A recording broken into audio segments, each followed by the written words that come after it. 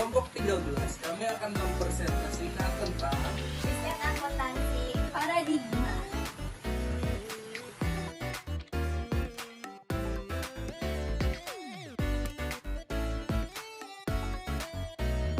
Pendekatan riset akuntansi multiparadigma. Perkembangan riset akuntansi multiparadigma pertama sekali berangkat dari kerangka filosofis yang dibangun oleh Burrell dan Morgan. Ontologi berhubungan dengan hakikat atau sifat dari realitas atau objek yang akan diinvestigasi.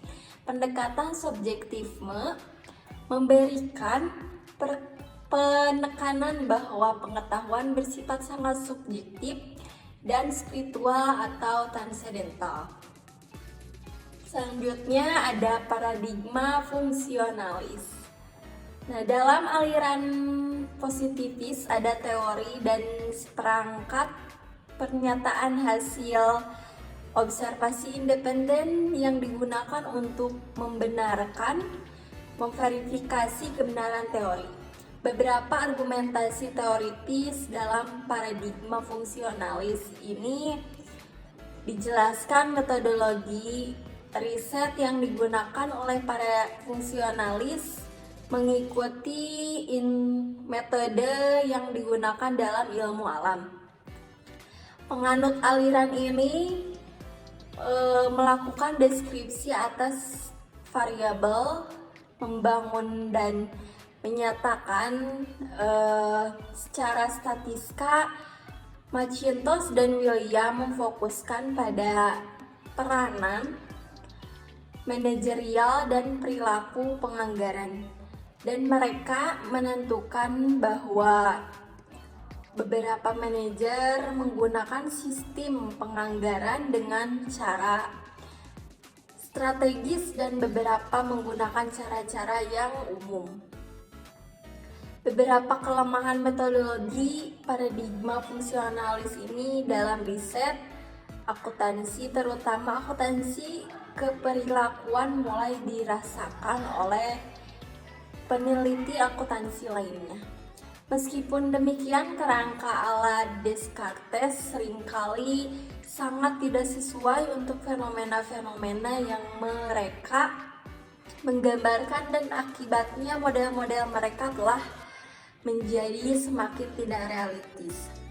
Para ahli ekonomi termasuk akuntansi biasanya gagal mengetahui bahwa ekonomi termasuk akuntansi hanyalah satu aspek dari suatu keseluruhan susunan ekologis dan sosial suatu sistem hidup yang terdiri manusia dalam interaksinya yang terus-menerus. paradigma interpretif.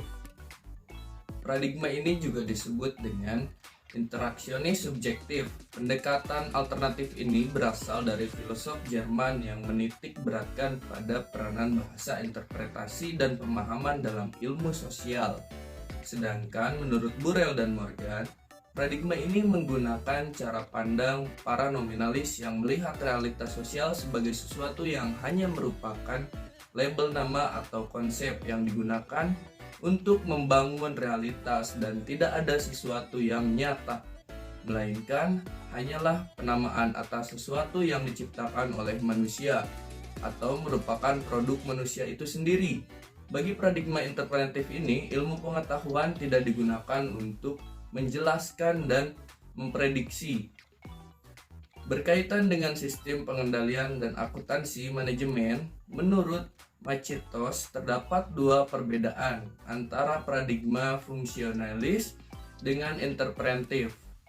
Perbedaan pertama adalah pada interpretif yang memusatkan perhatian tidak hanya pada bagaimana membuat perusahaan berjalan dengan baik, tetapi juga bagaimana menghasilkan pemahaman yang luas dan mendalam mengenai bagaimana manajer dan karyawan dalam organisasi memahami akuntansi, berpikir tentang akuntansi, serta berinteraksi dan menggunakan akuntansi. Tujuan pendekatan interpretif ini adalah untuk menganalisis realitas sosial dan bagaimana realitas sosial tersebut terbentuk. Terdapat aliran riset dengan pendekatan interpretif, ini, yaitu tradisional, yang menekankan pada penggunaan studi kasus, wawancara lapangan, dan analisis historis. Metode Foucauldian yang menganut teori sosial dari Michael Foucault sebagai pengganti konsep tradisional historis. Paradigma strukturalisme radikal. Strukturalis radikal yang mempunyai kesamaan dengan fungsionalis, yang mengasumsikan bahwa sistem sosial mempunyai keberadaan ontologikal yang konkret dan nyata. Argumentasi teori yang dikemukakan oleh Cooper menelaah dan mengkritik karya-karya yang didasarkan pada teori agensi. Dia mengusulkan adanya penggunaan perspektif radikal dalam riset akuntansi manajemen, sedangkan Hooper et al. Melakukan pembahasan atas perbandingan antara perspektif interpretif dengan strukturalis radikal. Paradigma humanis radikal ini yaitu interaksi yang mengikuti kebutuhan sosial alami, misalnya kebutuhan dan sistem informasi manajemen. Interaksi yang dipengaruhi oleh mekanisme sistem, misalnya pemilihan sistem yang akan dipakai atau konsultan mana yang diminta untuk merancang sistem, bukan merupakan interaksi sosial yang alami karena sudah mempertimbangkan berbagai kepentingan. Macitos menyatakan bahwa humanis radikal memiliki visi praktek akuntansi manajemen dan sistem pengendalian yang berorientasi pada orang yang mengutamakan idealisme, humanistik, dan nilai-nilai dibandingkan dengan tujuan organisasi. Argumentasi teoritis dalam paradigma humanis radikal dikemukakan oleh Laughlin yang menyajikan suatu diskusi dari aplikasi teori kritis Habermas dalam riset akuntansi. Selanjutnya ada akuntansi kritis. Akuntansi kritis ini memiliki beberapa poin. Poin yang pertama yaitu asumsi filosofi. Burrell dan Morgan mengemukakan sebuah tipologi kooperatif yang berguna meskipun kadangkala simplitik yang bisa dijelaskan seperti berikut. Permukaan ilmu sosial kritis ditempatkan dalam kuadrat humanis radikal dan paradigma objektivistik. Permukaan yang dari situ akuntansi dipandang sebagai dominan ditempatkan dalam kuadran fungsionalis. Yang kedua ada ilmu sosial kritis. Nah, ilmu sosial kritis ini adalah sebuah teori krisis pelaksanaan kesadaran salah dari individu, sebuah teori krisis yang menjelaskan bahwa sifat dan penyebab krisis yang ada dalam sebuah sistem sosial.